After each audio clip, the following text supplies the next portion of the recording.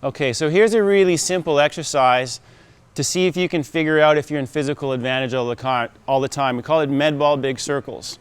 It's a 4-pound med ball. The weight of the ball doesn't really matter too much. It's more handling your body weight, and this is what it looks like. So I'm going to take the med ball. I've got it in physical advantage right now. It's close to my center of gravity and on my midline. And I want to try to maintain that as much as I can. So this is what the drill looks like. I'm going to keep it on my midline and go down to the bottom. So as low as I can get, I'm in a squat. Now what I'm going to do is I'm going to move to my right side, keeping it on midline, moving it over. And it's always on midline. Now it's not close to my center of gravity yet until it gets to here. It's close to my center of gravity, right perfectly aligned with it. Then I'm going to go to the other side, keeping it on midline all the time. And as it comes down, I'm going to increase my center of gravity control by actually bending my legs and supporting the ball this way. Now, it looks like a pretty easy drill, but the ball will tend to want to go faster. Well, you will want to tend to go faster than you want, because as it gets down and low, as your center of gravity gets lower, it takes more muscular control and endurance to actually do it. And how he's smiling at me, because you need a pretty good range of motion in your hips to do this. So what I'm trying to do is I'm trying to make sure that I can always apply the principles and maintain physical advantage. So let's start high, because it's a little bit easier, and then you can decide how low you're going to go. So Howie's going to do this with me. So Howie will do it face on, and I'll do it sideways so you can see. So start here. Let's go to this side first. Yeah. So we're going to start with the ball tall. I'm going to turn my pelvis so I can actually get rotation through my lower body for this, not my spine. And I'm going to bring it down slowly to about shoulder height. When we do it with the kids, we try to do this, we try to take 2 minutes to do this rotation. We'll do a little bit faster for the camera. Once I get to shoulder height, now my center of gravity starts to lower. So I'm getting center of gravity control lower. It goes in front of my knee, down slowly, keeping it close to my center of gravity, always on my midline. My knee rotates open on the other side, and I'm coming up slowly again. Stand and come to the middle. So you can see from a couple different angles, my knees are rotating open. I'm using my lower body to actually control my rotation, not getting it all through my spine. It's very tough, very challenging. When I couldn't see what you were doing, I was a little bit lost, you know what I mean? And it's definitely a lot more difficult than I thought it would be. Yeah, it's a deceptively difficult exercise. So if you get lost, and this is how we coach the kids, you know where your midline is, and you know what center of gravity control is. So what you're trying to do is always use a principle rather than thinking of, is this right or is this wrong? If you keep it on your midline and you're actually keeping it close to your center of gravity and you're getting your center of gravity low for control, that's how you have to start to think. And you start to think that in sports as well, right? And what I say to my guys all the time is they say to me, well, what if I'm not doing it right? Well, more repetitions will help you actually start to figure that out. The more you do the exercise, what we've seen with people doing, hundreds or thousands of reps, as when you are in physical advantage, it'll feel easier. It'll feel better. It'll feel more coordinated. So what we want you to do is, even if you're not doing it perfectly, get in, practice it, and you'll start to feel the power. Now, what is this? We're trying to teach lower body mechanics as well. So when I turn this way, that's just an exaggeration. I play golf. That's an exaggeration of a loaded position in golf. As I move the ball down and through, that's just an exaggerated position of me coming through, releasing. That's past impact. So for baseball, it's going to be, obviously these motions are exaggerations of a motion. Very similar, like you said, though, the principles, and that's just being aware of what you're talking about. It's the wheels are turning as to, I wish I would have known this a while, years ago, but no, it's excellent for teaching, because I do work with young baseball players, and this is going to be extremely helpful. So as a movement principle, what we want to do is really ingrain these things. My philosophy is that if we train athletic movement and it becomes your default or instinctual movement pattern, that's the goal of training fundamentals. Okay, so what we're going to do now is we're going to apply this in the easiest fashion possible. We're going to try to use the lower body, stay within the principles of physical advantage, and we're going to start with a simple throw. Now this one is called just a chest pass. So it's a med ball chest pass. So I'll demonstrate, because this is sort of the way I do things. And Howie and other good athletes, when they're cued visually and they can sort of copy, it's something that they're used to doing. And the least I have to teach somebody to do something, the better off I am. And I'm really happy if I can get some easy wins and then just fine-tune technique, then we can get to work even faster. So this is the med ball chest pass. I'm going to hold the med ball and I'm going to hold it like this. I'm not going to throw it like this. It's not a basketball. I'm going to throw it so I don't have too much power coming from my hands and wrists. And I'm going to propel the ball with my feet. So from here, I'm going to step off my back foot to throw it. So from here, I'm propelling myself forward. I'm actually jumping off, toeing off, and it's my lower body that's sending the ball to the wall. Go ahead, Howie.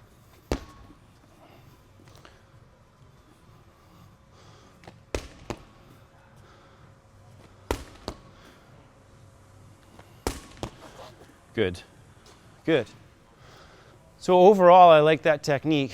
He's actually able to toe off and propel the ball. Now, if I'm going to fine-tune how he's doing, it's similar to what happens with a lot of the players. There might be a little lean forward, might be a bit of extension of the arms. We're really trying to power it with the lower body.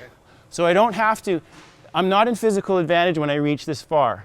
I am here because there's not a lot, I don't need a lot of arm strength or arm reaching because it compromises me leaning forward. I want to be able to keep my torso tall and propel it with my feet. I want to use lower body to power the throw. Go ahead. So just in cueing you, standing here, it really is a lunge. This is more a lean. So it's a lunge. I could feel myself trying to Pop cheat, back. like leaning forward and using arms, totally. Right. So from here, it's just going to feel like short pop. That means I'm always in physical advantage. Yeah. Arm action short. The arm action short, and it takes over the legs power the throw.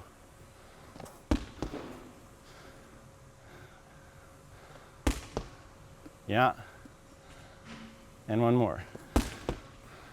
Okay. So now, as we fine-tune the movements, as they get mechanically, if they improve technically, then we're looking to add rhythm, a little bit of smoothness, right? Everybody's going to be a bit mechanical to start off when you're starting to think about technique. We'll just add a little wrinkle to this drill from a conditioning standpoint. So what we have our kids do is work on endurance and coordination at the same time by doing these drills. So what we'll do is we'll do them in a bit of a pattern. We'll just throw, come back and forth, and we might do 20 of these. Staying tall, torso's tall. Now it gets a whole lot harder if we do that exercise 6 to 9 inches lower to the ground. Because now what I'm doing, for the golfers out there, I've got an angle of attack. The lower I can get, still rotate, my angle of attack gets shallower. If I'm hitting for power, I'm here, stride, lower my center of gravity, and I'm still moving forward, okay?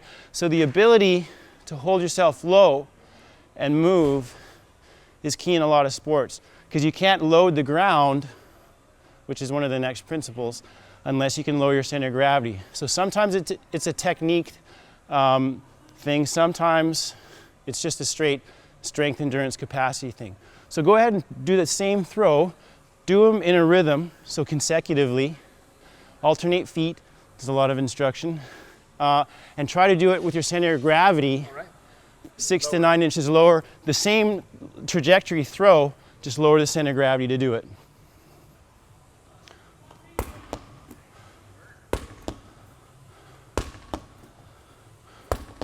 Yeah.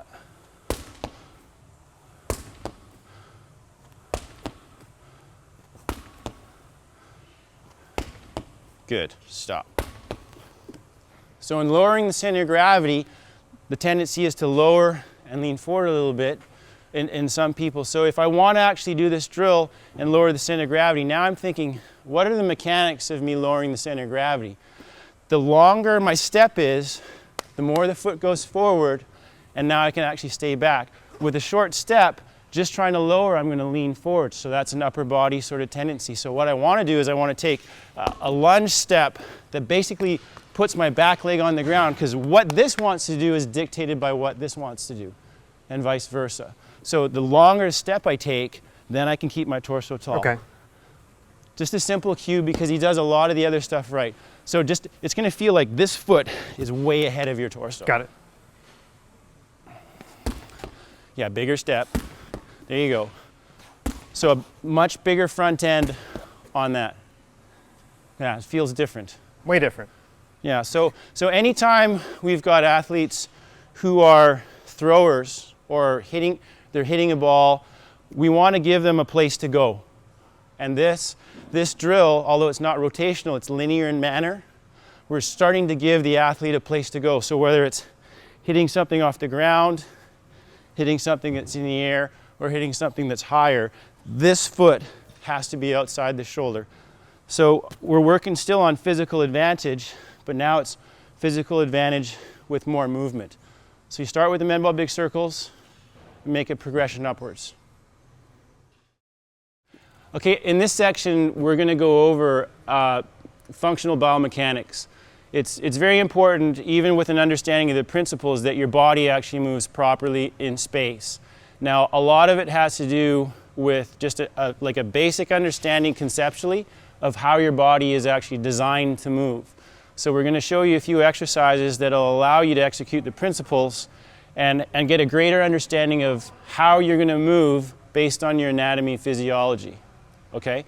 So the first thing that we're going to do is I'm going to do a throw for you that shows how you're going to generate power through various parts of your body. Now we call this the high toss. This is a 4-pound medicine ball.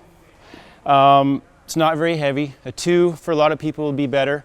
And for some people you may want to use a basketball. The reality is you could do it without any weight if you wanted to. So this is what I'm going to do. I'm going to throw the ball to my friend that's standing off camera here. Now as soon as I hold the ball in this position, I have center of gravity control. It's right above my center of gravity. It's a very short lever length. But now what I want to do is I want to throw it to him, but I want to use my whole body to throw this ball. I know a lot of people, when we test them, they look like this. Well, this is a proper version of the throw here. It looks like this. I'm going to step and throw it high. Nice catch. So what I'm doing with this is I'm standing. This is a standing core exercise. So as soon as I hold the ball here, I've got tension that I'm generating through my core. My core is going to connect my spine to my lower body, and my arms are going to become force multipliers. So what I'm going to do is this. As I step forward, I'm striding, right? Because my center of gravity isn't really going. This is a lunge. This is a stride. And as I stride, I lower my center of gravity, load the ground. I go from a little bit of tension here to a lot of tension. You can tell by the change in my voice. I got a lot of tension, and now because I've loaded the ground and I've loaded my spine, now I can just throw the ball high with my arms, and my arms don't feel like they're doing a lot of work. The major advantage of learning how to use your body and get it in a good position is that you don't have to turn these into prime movers. They're going to actually be fast and load. Okay, now go ahead. We'll have Howie give a toss off camera. And he's a first timer, so.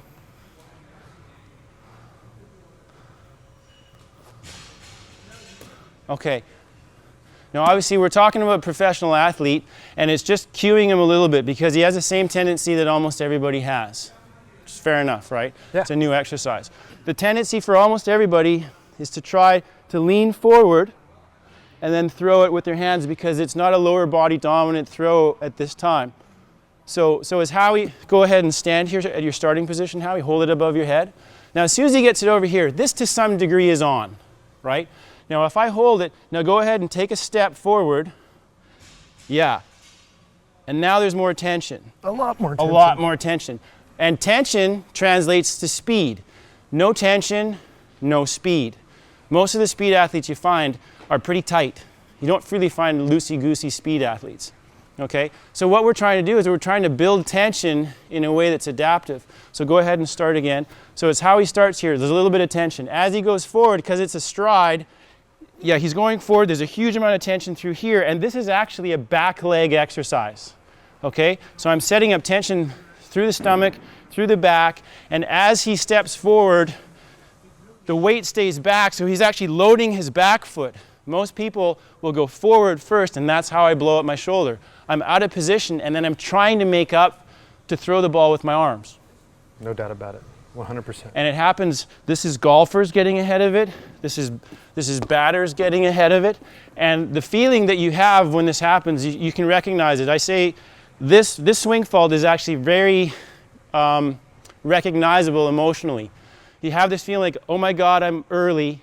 There's anxiety. Whereas if you're in the right position to throw, you feel calm, you feel grounded. It's a completely different feeling athletically. No, it's just, like I said before, it's a lot of, these principles are completely applicable to baseball. And, it's things that we've never heard. When you're doing it right, good things happen, and you often wonder when things get out of whack why that is. This is explaining it. So you're trying to counteract some really natural tendencies. It might be counterintuitive not to go forward to throw a ball, but this is what we call athletic loading. So go ahead and just, break it down, get it over the top, and as you step forward, it'll feel like step forward, head goes back. Want me to throw it? Yeah, go ahead. Okay, that's a better version of that throw, right? Go ahead and do it one more time. Step forward, head goes back. So now what we have to do is we have to talk at more of a smaller component level. That's an overall view of the exercise. Now let's take a look at the components that aren't really happening. The biggest thing that jumps out right now is probably that we're not getting the spine in extension long enough and being able to throw with the spine in extension. Okay? So what we're going to do is just this exercise against a wall. Okay, this exercise is designed to help you understand how you're going to control your head by controlling your pelvis and using your spine properly. Okay, so Howie's going to go against the wall. Go ahead and just, stand there. You can actually lower into a squat like this, Howie. Yeah, and then put your spine against the wall. So now what I'm going to get him to do is he's going to actually stand up, slide your back against the wall, and then from that position, you're going to do essentially what looks like a clean. You're going to push your pelvis forward and go onto your toes. Yeah. Great. And so what happens? When you push off with your toes, where does your head go? Into the wall. Back into the wall, right? So what happens is if you understand that this has got to lead, because most people, what we find when they're doing these throws in the series, the tendency is to go on the front foot, lean forward. And that typically puts us out of position. We don't really have that place to go anymore. We're off balance really quickly. So learning this exercise and learning how to actually use your lower body to control your upper body is a big deal. Go ahead and do it again, Howie. So he goes up to starts, gets up, and right from here pushes onto his toes, drives forward. Now that's a power position in a lot of sports. If he's doing the throw, obviously it's going to translate to doing the throw this way, loading and then being able to release with his chest still open. In all the speed sports, you're gonna have your chest open, whether you're bench pressing, whether you're throwing, whether you're running. Nobody runs in a closed off position like this. So being able to understand how your pelvis is leading, with I'm throwing, that's gonna be efficient. Now, I may come over with effort, but I can't start to lead this way because you have to lead with tension in your body. Tension is what actually helps you control your movement, and it's really handy proprioceptively. So the difference between athletes that are able to recruit and not able to recruit and actually understand where the tension is in their body, there's a big difference in performance and consistency. Okay, so go ahead and do that one more time just so you can get a visual. Go up the wall and push. So it's not that much different. If I didn't have a wall, I would be standing like this, going and back. Here, tall, push. So it's really a lot like a clean motion. So that's why Olympic lifting is great for a lot of athletes. But even this is a version of the same movement pattern, but it doesn't require you to move a lot of weight. And you can do the same thing on cables. So now what we're gonna do is tie the exercise we just did to the high toss. So now it should be apparent to you when we make this move. I go from tall here, I've got tension, I step forward, well actually I stride really, load the back leg, keep my chest open and throw the ball really high. Now we do this in a racquetball court all the time, and if you generate tension here, it's relatively easy even with the 4-pound ball to hit the ceiling. But if you don't have tension and you have to throw it all arms, it's a lot more difficult. Once your legs get into it, it's a lot easier.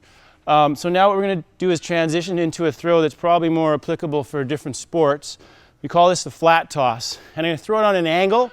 Probably a pretty good practice for a lot of people, because if it's a short distance, the ball can come back pretty quickly. So if you have a friend standing off to the side, it just looks like this. It's another version. I've got tension here, I step forward, I lead with the tension and a lower body, and then I throw the ball. My arms swing back. Now, just a common error is to be too upper body dominant. A lot of people do the same thing they did with the last exercise. They'll tend to lean, throw it, and it becomes more of an upper body throw.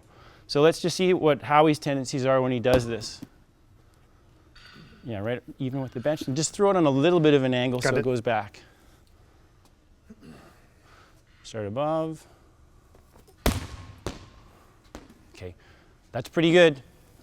Go ahead again. Okay. Now, I think that was a pretty good version of that throw for the first time.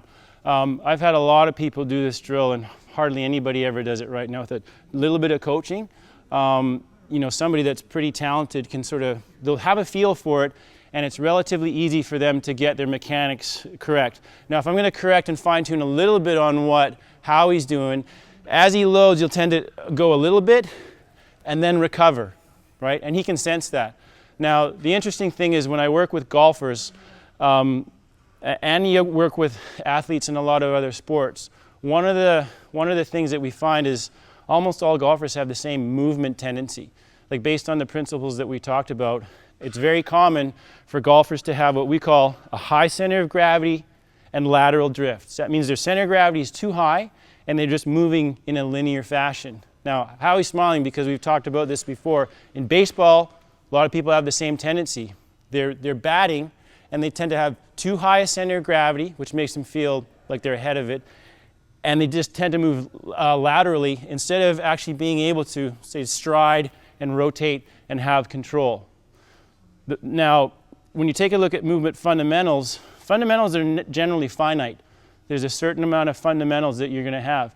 Compensations are infinite. So with golfers will always talk about, well, I'm doing this or that, and there's a million different things and everybody's different.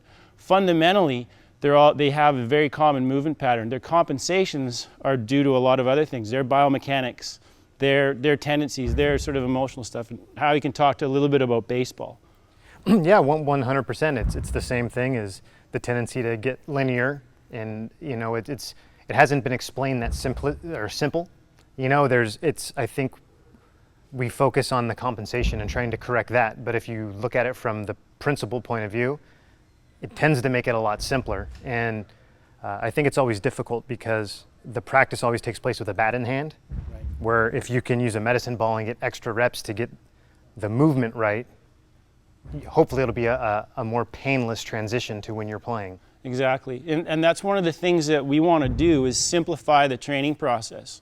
So if we've got, you know, if you want to work with a large number of kids at one time and you're trying to deal with everybody's compensations, whether it's batting or whether it's golf, it's very difficult for a coach to address everybody's idiosyncrasies. But if you're actually working on fundamentals, you know, my favorite thing is you watch Bruce Lee on Hans Island, Enter the Dragons, one of my favorite movies. So you go there's 400 guys doing the same exercises. Why?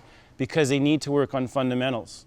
And fundamental movement, people can do in a large group because it needs to be done over and over and over again. Okay, so let's fine tune the flat toss Okay. a little bit. So Howie's going to go back, and because he's got some memory and he's done it, he's going to have the same feeling of leading. So we're going to take the exercises we've done before. A big lunge, now it's going to be combined with that extension through your spine. See if we can put those together. And we don't worry if it doesn't happen the first time. It'll happen eventually, right? Go ahead. Got the tension there, big lunge. And try to come through. Yeah. Now you're going to lead with the tension in your lower body. So you're going to actually lead from here, and the arms stay soft, and then they kick in. So you take the tension out of your arms to go ahead and make that throw. All right. Yeah. Now, if there's a tendency to lunge, what we do is we work this pattern, and we can actually use more resistance to try to get a change in the movement. One more time. Good. So if you fine-tune the lower body, bigger, longer stride, the longer the lunge is, the harder it is to lean forward.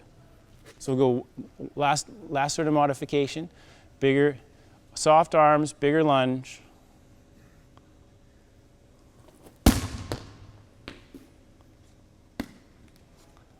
Good. So even pro athletes will have to work on fundamentals. If you're a coach and you think that you have to invent something really special all the time, it's going to be frustrating, hard to set up workouts, and eventually you're going to run out of things to do. So if you can concentrate on fundamental movements and not be afraid to go back and work fundamentals until they have a good pattern, that's going to be a big win for you. You're going to be able to work with more people more efficiently with that pattern. So let's just take one last toss, yeah. And this is going to put together some of this in a simple fashion. So we call it the big bounce. So it looks like this. I'm going to stand like this.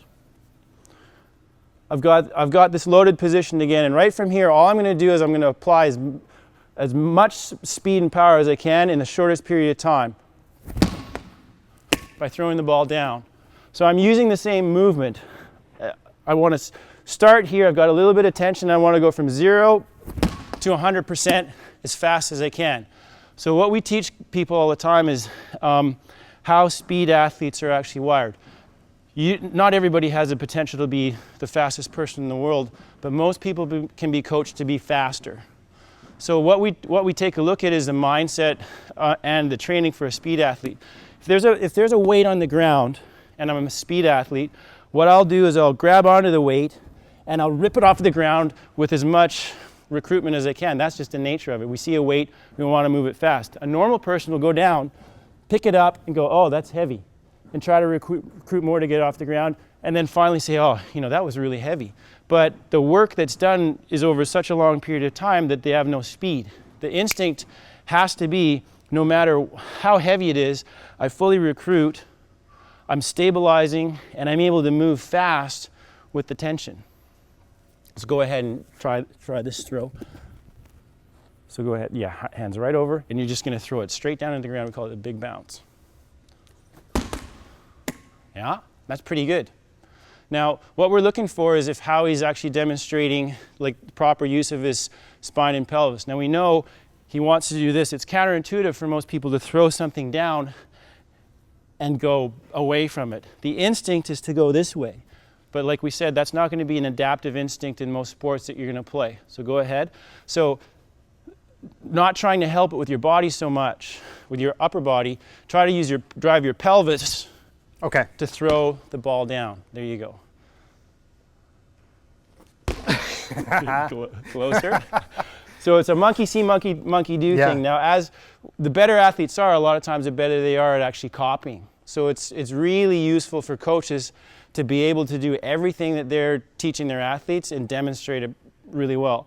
So if I'm standing here and Howie's a good athlete, I know he's going to pick up a lot from watching me do something in addition to me explaining it. So I'm going to be here, throw down. I'm maintaining my position and still creating maximum force.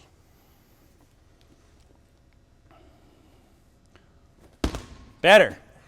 Pelvis starts to come forward, and you'll feel yourself rise onto your toes. You're actually throwing yourself into position. right? And not giving up position. So it's the same thing happens in a lot of sports. In golf, if I don't have the sense to actually hold myself in position, I'll drift because I'm trying to hit this way. A lot of other sports are the same way. But if I know I can use my legs to hold myself in position, I can throw my arms down as hard as I want and still maintain my position relative to the ball on the ground. Go ahead, one more time.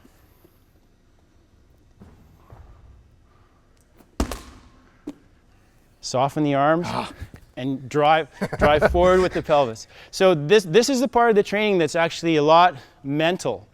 There's a mental toughness component to actually getting something that's frustrating to you and working through it. So it's important to understand the exercise really well, understand the components, how the biomechanics of it works, and then just having the patience to stay with it, stay with that space and get the reps. Because although it looks like it's counterintuitive, every one of my guys, I've got over 1,000 people that have gone through these exercises, and even though it's counterintuitive at first, they start to master it because you break it down into components, you explain it to them, they sit with it, they sleep on it, they come back. And when we do training camps with people that are, executives, non-athletes for a large part of it, second day of the training camp, or the first day of the training camp, they can't do it. The second day of the training camp, it looks pretty good. The third day, everybody looks like they know what they're doing. And that's a progression. One more? One more time. Uh-oh. I'll give Howie one more shot.